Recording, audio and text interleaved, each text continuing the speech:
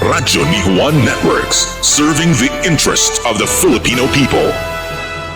Lungsod, ikaw ang maghukom. Mga higala, kumusta? Grabe ang epekto sa matag kinabuhi sa katawhang kabus karon sa panahon sa pandemya.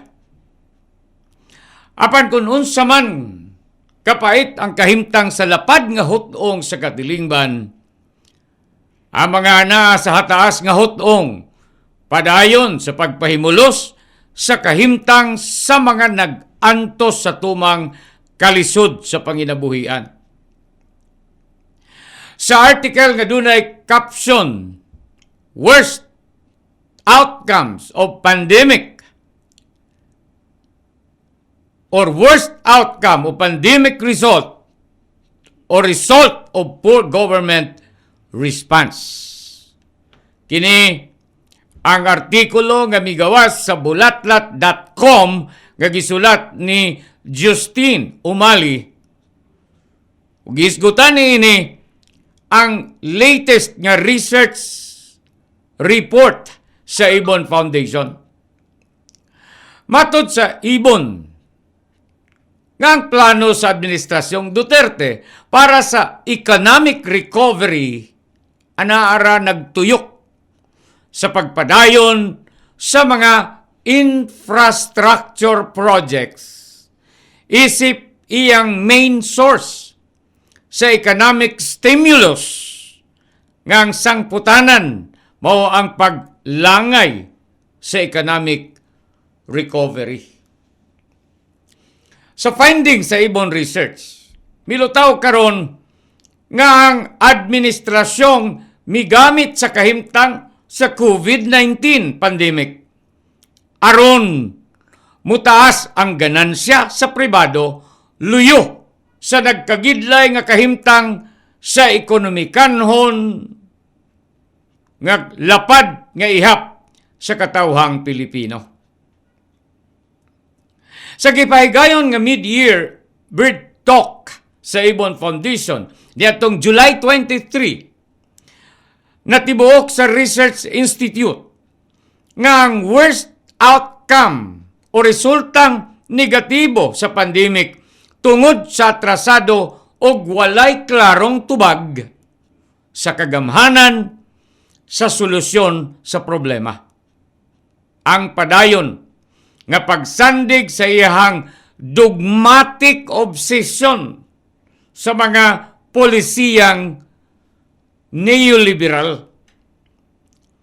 Gingon sa Ibon nga ang pagka-autoritarismo or authoritarianismo o mga polisiyang tinuyo pabor sa interes sa pribado o mga naghatag pagtugot pabor sa mga kroni sa gobyerno nga mukamar og dakong ganansya samtang nagdahik sa kalisod sa paglahutay ang katawhang Pilipino. Gingon ni Rosario Villa Guzman, ang executive editor o head sa research department sa Ibon Foundation, nga gituyo sa Administrasyong Duterte nga prioridad ang pagmilitarismo sa katawhang kabus aron paboran ang tiba-tiba nga ganansya sa mga pribado. Gitumbok sa Ibon ang daghan nga mga pag-aresto sa mga quarantine violations kaysa pagpahigayon og mass testing. Atol sa pagpatuman sa enhanced community quarantine gikan Marso 17 ngadto sa Mayo 15, ang Philippine National Police nakalista og sobra 136,000 ka mga kaso sa ECQ violations, samtang padayon nga wala paminawa sa kagamanan ang panawagan nga mass testing nga gipangayo sayo pa lang sa buwan sa Mayo.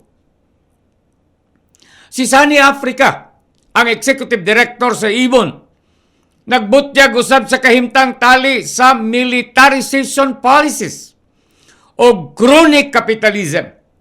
Di niyang gingon nga ang COVID-19 pandemic gisakyan sa gobyernong Duterte aron pakusgon ang authoritarianism ug suportahan ang corporate and crony profits, ganansya sa mga korporasyon ug sa crony. Kini ang pinaka makonsiderang worst economic crisis sa kasaysayan sa Pilipinas. Sumala sa ibon nga ang militaristic lockdown miresulta sa worst job crisis and economic decline sa kasaysayan sa nasod. Sa data sa ibon gingon niini nga na sa dili mo minus 14 milyones ang unemployed Filipino og at least 6.4 million or 6.4 milyones ang ihap sa underemployed workers. Samtang mukabat sa 122,000 ka mga workers ang nawadag trabaho tungod sa pandemic as of July 2020. Karong buwan na. Dungag kini sa 31 millions or roughly estimate ana sa 1/3 sa tanang Pilipino nga nagtrabaho sa informal sector.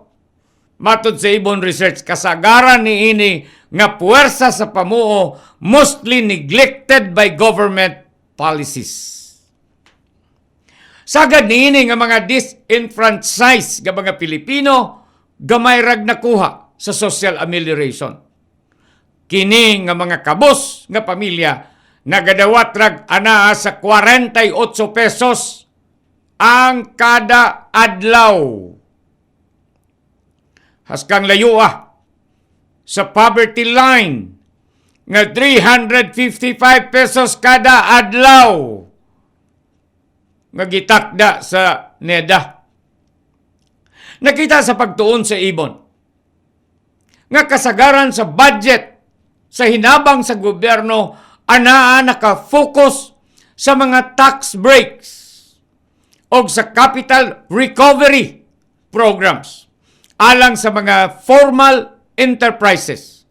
Sama pananglit sa 140 billion pesos gikan sa proposed Bayanihan Recover as One Bill. Ang 667 billion pesos nga gitagana sa tax breaks o ang additional nga 233 billion pesos gikan sa liquidation sa Central Bank. Matod nila ni Africa o Guzman nga ang plano sa Administrasyong Duterte para sa economic recovery anaara nagtuyok-tuyok sa pagpadayon sa mga infrastructure project isip maoy main source sa ilang giingon nga economic stimulus. Nga alang sa Ibon Research, wala o dili kini masaligan nga mga economic recovery. Gitumbok ni Guzman siyang kritisismo ang padayon nga pagtulak sa kagamhanang Duterte sa iyang build program. Niining panahon nga anaa kita sa krisis sa pandemic, di manggani matawag nga stimulus program matod pa sa Ibon. Sumala sa Ibon nga ang Administrasyong Duterte naka-focus sa pag-import og mga materialis. Naka-focus usab kini sa kapital og sa labor samtang gibali wala niini ang small and medium enterprises o ang mga unemployed workers. Sa bahin ni Sunny Africa sa Ibon, ang ekonomiya dili makabarog sa iyang kaugalingong mga tiil kung ang katawhan walay gastoon nga kita. Gikinahanglan ng structural reform matud pa sa Ibon Research. Ang Administrasyong Duterte dili mahimong magpadayon sa karaan nga polisiyang pag-ekonomiya. Klarog halata nga ang gobyerno nagdamgo sa drastic nga pagkambyo balik sa karaan sa ekonomiya sa kalibutan. Kung kini dili mulihok og maniid ang kagamhanan sa pag-usab sa dagan sa ekonomiya, sigurado nga ang structural problem magpabilin sa nasod. Anang kahimtang sa massive unemployment. Nagkahinay ang agrikultura.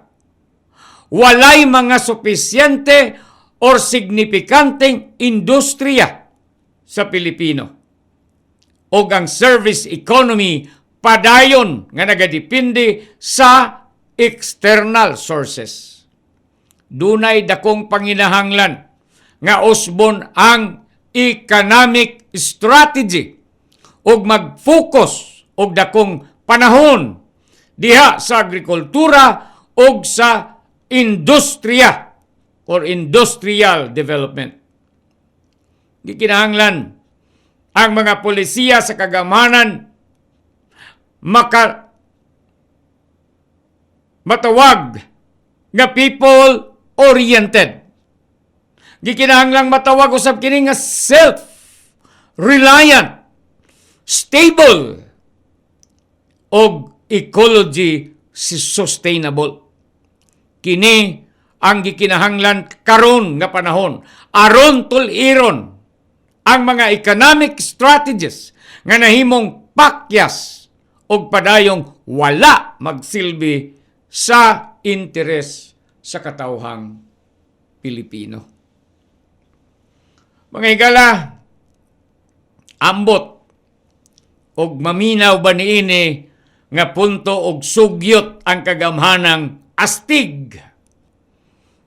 Astig kayog asta ngadto sa iyang katawhan. Para nako, uyon ko sa nakita sa Ibon Research sa pamaagi sa pagsulbad sa kagamhanan nga subayon sa ilang pagtuon ug subay sa ilang pagtuon, mas nakatutok ang mga solusyon sa gobyerno kung saon nila sa pagpabusog ang ilang bulsa karon sa panahon sa pandemya.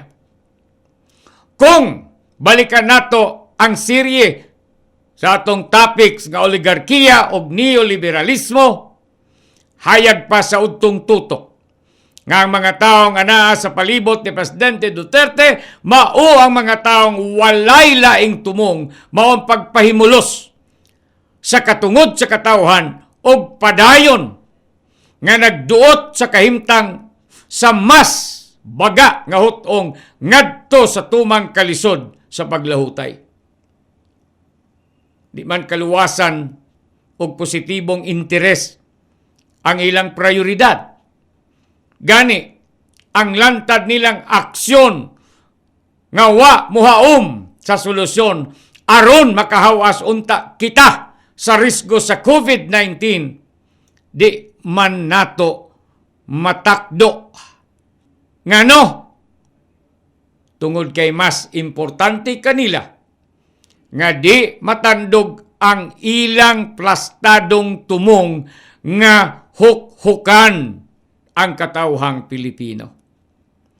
Kung sa latest nga ihap, padayong naglayag pataas ang ihap sa mga natakdan sa coronavirus, pwedeng ila kining gikalipay tungod kay ang tutok sa katawhan tuaman sa problema sa COVID-19 ug dili sa ilang diskarte nga pahimuslan ang interes sa katawhan. Mga higala, ang kahakog sa bahandi lisod nga masolusyonan. Tungod kay kini nga kinaiya og kagahaman dulot sa bukog sa mga sungayan nga naa sa kagamhanan. Dili importante kanilang kinabuhi o dangatan sa bagang hutong sa katawhan. Tungod kay alang kanila, mas importante ang matag minuto nga pagsulod sa kwarta sa ilang mga sudlanan kaysa matag minutong kinabuhi sa katawhan nga nag-ungaw resulta sa ilang kahakog. Wala kita'y malauman sa gobyerno nga giharian sa oligarkiyag mga kroni ilawom sa timon sa kapitalismong sistema nga gipadagan sa neoliberalismo nga mga polisiya. Lungsod, ikaw ang maghukom. Lungsod, ikaw ang maghukom. Radyo ni Juan Networks, serving the interest of the Filipino people.